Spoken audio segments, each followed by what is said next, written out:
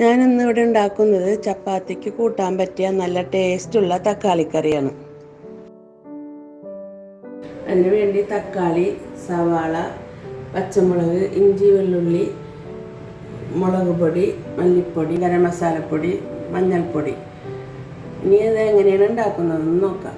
ഒരു ചട്ടി വെച്ച് ഗ്യാസ് ഓണാക്കി കൊടുത്തിട്ടുണ്ട്. അതിലേക്ക് 1 ടേബിൾ സ്പൂൺ നെയ്യ് ഇട്ട് കൊടുക്കുന്നുണ്ട്.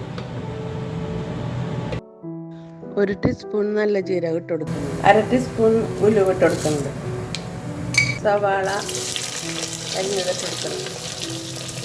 അതിനോടൊപ്പം തന്നെ പച്ചമുളക് ഇട്ട് കൊടുക്കുന്നുണ്ട്.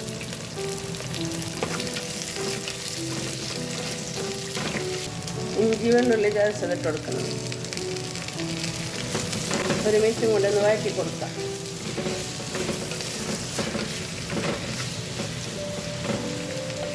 എടുത്ത് വെച്ച പൊടികളെല്ലാം ഇട്ട് കൊടുക്കാം.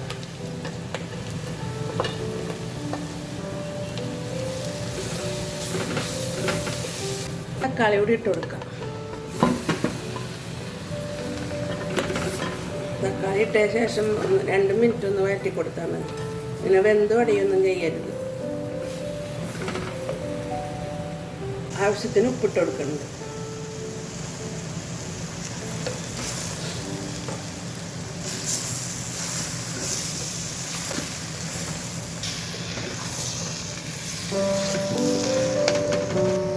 ഒരു കപ്പ് വെള്ളം ഒഴിച്ച് കൊടുക്കാം.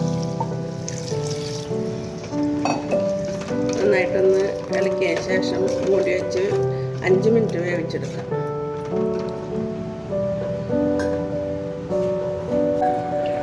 രണ്ട് കപ്പ് കട്ടിയിലെടുത്ത തേങ്ങാപ്പാൽ ഒഴിച്ച് കൊടുക്കുന്നുണ്ട്. തക്കാളി അധികം വേവരുത്, ഒരുപാട് വെന്തുടഞ്ഞ് പോകരുത് തക്കാളി. കുറച്ച് വേപ്പില കൂടി ഇട്ട് കൊടുക്കുന്നുണ്ട്. അങ്ങനെ നമ്മുടെ തക്കാളിക്കറി റെഡിയായി. ഇനി ഗ്യാസ് ഓഫ് ചെയ്ത് കൊടുക്കാം. ഇതുപോലെ എല്ലാവരും ഉണ്ടാക്കണം, എല്ലാവർക്കും ഷെയർ ചെയ്ത് കൊടുക്കണം, ലൈക്ക് ചെയ്യണം. ഇൻഷാ അല്ലാഹ് പുതിയൊരു വീഡിയോ ആയിട്ട് വരാം. അസ്സലാമു അലൈക്കും.